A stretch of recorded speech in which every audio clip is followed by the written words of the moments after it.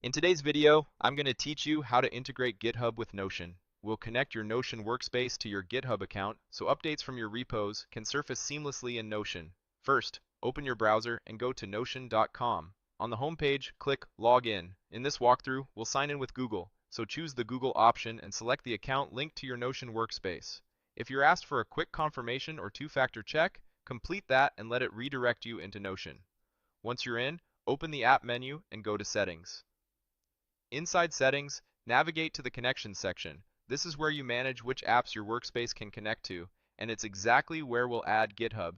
In the Connections area, click See All to view the full gallery of integrations. Find GitHub in the list and open it, then click Connect.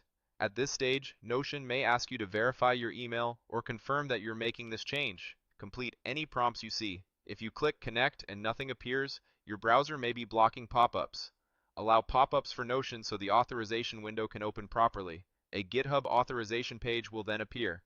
Make sure you're signed into the correct GitHub account, especially if you use more than one. Review the permissions requested so you understand what access is being granted. Typically, repository access needed to read issues and pull requests, and when you're comfortable, click Authorize to proceed.